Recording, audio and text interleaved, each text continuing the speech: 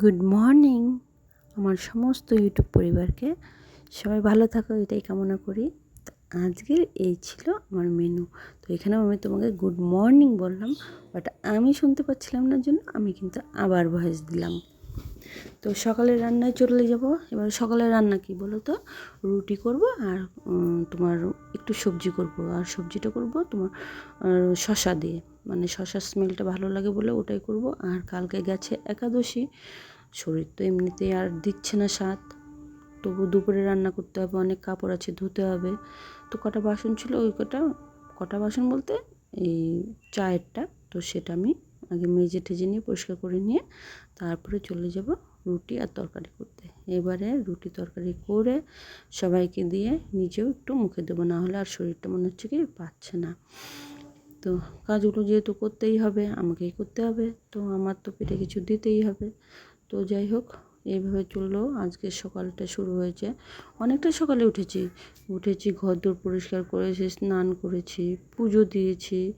এবারে পুজো টুজো দিয়ে ওই জগন্নাথ দেবীর যে চালটা হয় না প্রসাদ, ওটা কিন্তু নিয়ে আমি পারণটা সেরে নিয়েছি। এবার পারণ সারার পরে এবারে পুজো শোনা যাবে, টিউশন ওর বাবা দিতে যাবে, তো ওদেরকে একটু না খাইয়ে দিলে হবে না। তো প্রচুর টিউশন 10টা, তার মধ্যে আমার এগুলো করে কাপড়টা ধুয়ে নিতে হবে, কারণ প্রচুর একটু হোমওয়ার্ক বাকি আছে, ওকে উঠাতেও হবে, ও এখনও ঘুমোচ্ছে, ওকে উঠে হোমওয়ার্কও করিয়ে দিতে হবে। তো এই যে সবজিটা করে নেব, একটুখানি মেথি ফোড়ন আর শুকনো লঙ্কা দিয়ে আমি শশাটার একটু পাতলা ঝোল করে নেব, অল্প যে কড়াই যেরকম সেরকম টাইপের একটু ঝোল হবে, তো বুঝতেই পারছো, তবে পাতলাই হবে হালকা, শুধু জিরে গুঁড়ো আর একটুখানি লঙ্কা গুঁড়ো দিয়ে নুন দিয়ে করে নেব, নুন হলুদ আর কি। তো পুরো ভিডিওটা দেখো, সারাদিনের ভিডিওই হচ্ছে, আর তোমাদের আশা করি আজকের ভিডিওটা ভালোই লাগবে।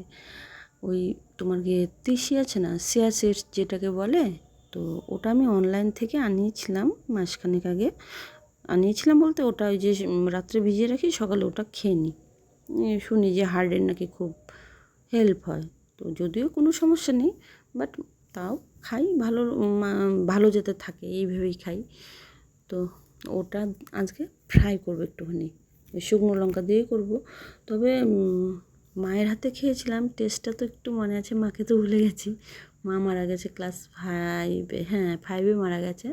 এবারে মার মুখ তো মনে নেই, মার হাতের ওই তিসি বাটাটা কিন্তু এখনও আমার মনে পড়ে। ভাত দিয়ে খেয়েছিলাম। তো ছোটোবেলা হলেও কী হবে, কিছু কিছু স্বাদ থাকে না, মুখে লেগে থাকে, ঠিক কিছুটা ওরকমই। তো মাকে দেখতাম পান্তা ভাতও খেতে, কখনো কাঁঠাল দিয়ে।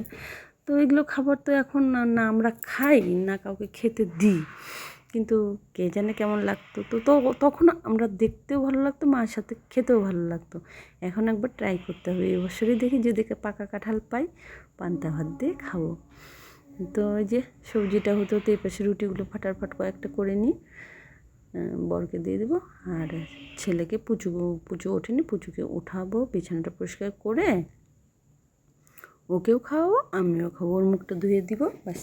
ও একাই ধুতে পারে অবশ্য, কিন্তু এই ব্রাশ আর কোলগেট নিয়ে আসবে আমার কাছে। আমি যেখানে থাকি, সে রান্নাঘরেই থাকি, আর কোনো ঘর গোছানোর ওখানে থাকি, যেখানেই থাকবো ওখানে এনে দেবে, যে লাগিয়ে দিতে হবে।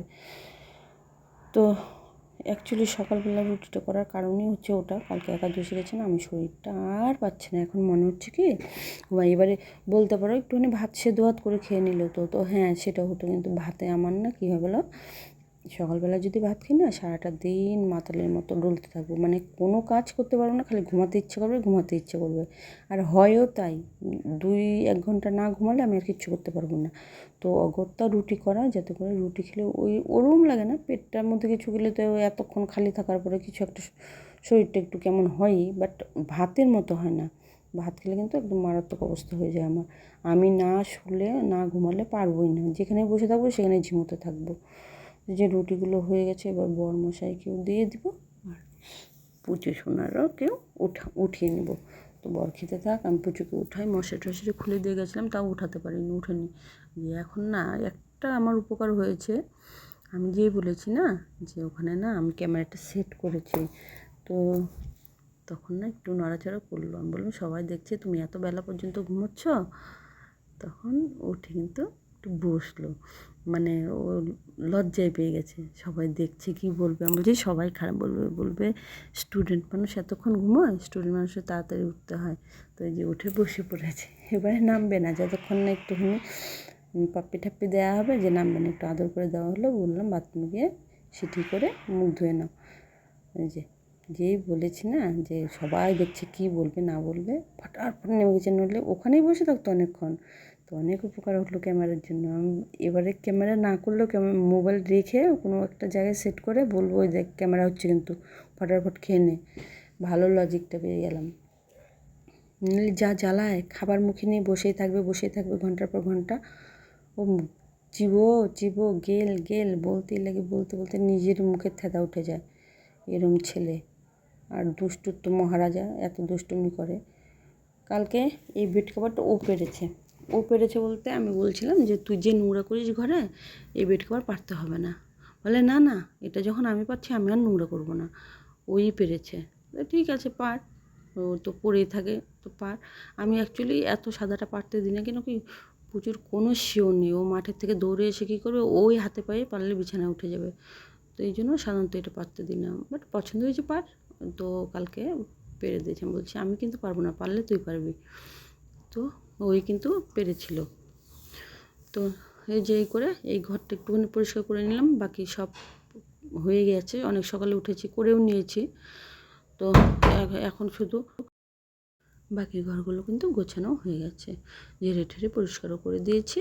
মানে উঠেছি তো অনেক সকালে, প্রায় ধরো 6টার মতো তখন উঠেছি, অনেক কাজই হয়ে গেছে। আর অ্যাকচুয়ালি এখন না আমার এইটুকুনো কাজ করতে হয়, আমার কর্তামশাই আছে বলে। কর্তামশাই না থাকলে তো আমার সকালবেলা একটু রুটি না করলেও হয়। ধরো সকালবেলা দুধ কলা ছেলেদের দিয়ে দিলে, ড্রাই ফ্রুট দিয়ে দিলে ব্যাস হয়ে গেল। এবারে 1টার মধ্যে গরম গরম খাবার কিছু দিয়ে দিলে হয়ে গেলো। আবার এবার থেকে তো রুটিনও চেঞ্জ হয়ে গেলো, প্রচুর স্কুল শুরু হয়ে যাবে 9 তারিখ থেকে। যে আমার কাছে বারবার অভিযোগ জানাচ্ছে, আমাদের বন্ধুকে বলো ডাকতে আসলে যে পুচু 12টায় আসবে। বারবার বলছে, কবার বলতে লাগে। একবার যাচ্ছে ঘুরে ফিরে আসছে, আবার একই কথা বলবে তো ওরা যেন ঘুরে না যায়, ওদের বললো যে 12টার সময় আসতে। তো আমি বললাম ঠিক আছে, আমি বলে দেবো তো। তো এই যে এই করে আমার দিনটা শুরু হয়ে যায় আজকে। তো পুরো ভিডিওটা দেখো, আর কে কোথায় আছো কেমন আছো জানিও। ঈশ্বরের কাছে প্রার্থনা করি সবাই ভালো থাকো, সুস্থ থাকো, আর আমার পাশে তো অবশ্যই থেকো, কারণ তোমাদের সাথে নিয়ে পথ চলতে চাই। আর যেগুলো অ্যাম্বিশন আছে, অ্যাম্বিশন বলতে বলো গয়নাগাটি বাড়ি গাড়ি, এগুলোর কোনো লোভ মোহ কিছুই নেই। দেখলেও বুঝতে পারো যে আমি কিন্তু কানে ঠানেও পড়ি না, মানে একটা গলায় চেন আছে, জাস্ট মায়ের গলা নাকি খালি রাখতে লাগে না, ওই জন্য একটা চেন আছে, বাট আদারওয়াইজ কিচ্ছু কিন্তু আমি ইউজ করি না বলতে কি আমার ওর প্রতি কোনো মানে লোভ নেই, এটাই বলতে পারো। একটু ভগবান খাবার জোগাড়ের ব্যবস্থা করে দিয়েছে, থাকার মতো হয়েছে, এনাফ আমার জন্য। আর আমি এই কারণে তোমাদের বলছি সাপোর্ট করার জন্য, কারণ বরের পয়সা দিয়ে দিই ঠিক আছে, বর ভালো কিছু বলে না ঠিক আছে, কিন্তু আমারও কখনো বিবেকে বাধে যে আমি যদি কিছু করি, যে আমার থেকে এখন বরের পয়সা দিয়ে যদি দুজনকে আমি দিতে পারি, তো বরের পয়সা দিয়ে যদি না দিয়ে আমার পয়সা দিয়ে আমি 20 জনকেও দিতে পারি, বা 10 জনকেও দিতে পারি, বা 5 জনকেও দিতে পারি, সেটা আমার পরম প্রাপ্তি হবে। আর হ্যাঁ দেখো, এখানে একটা কথা আছে, আমি যে লোককে দিই না দিই তোমরা বিশ্বাস করবেই বা কেন?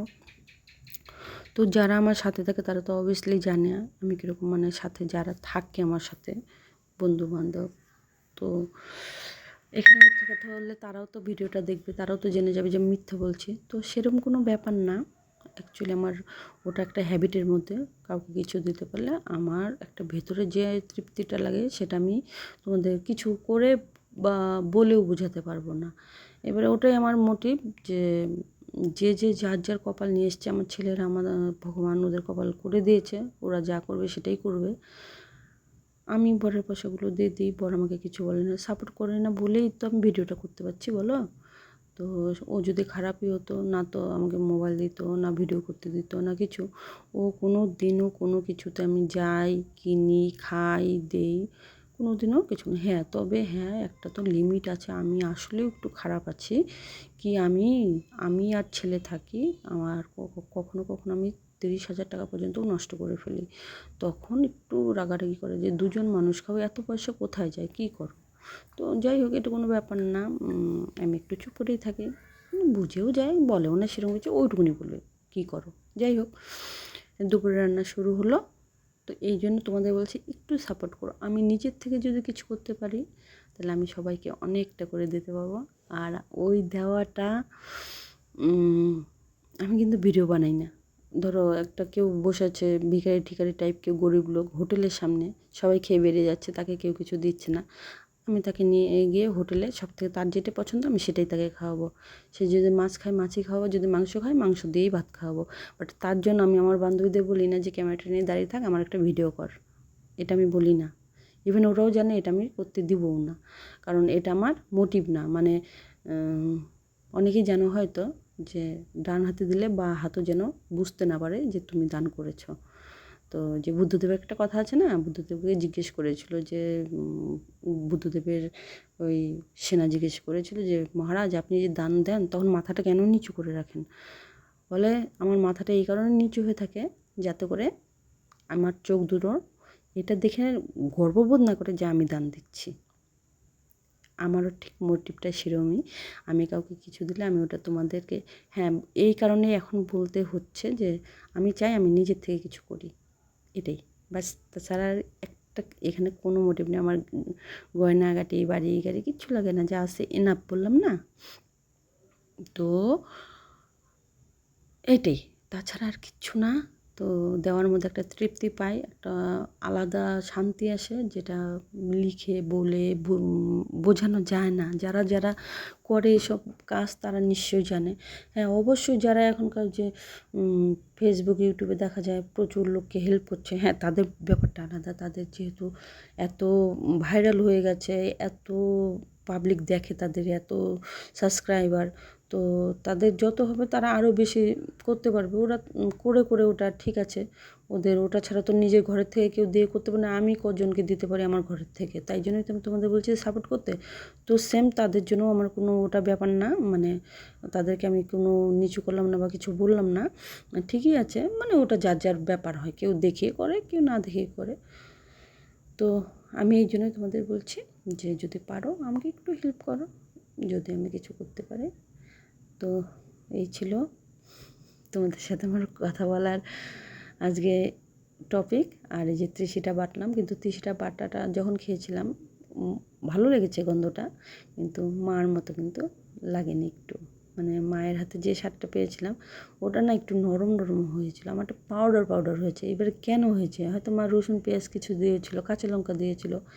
এইবারে আমি তো সেটা এখন আর কাউকে জিজ্ঞেস করতে পারবো না, কাকে জিজ্ঞেস করবো? মা তো কোথায় আছে মাই জানে।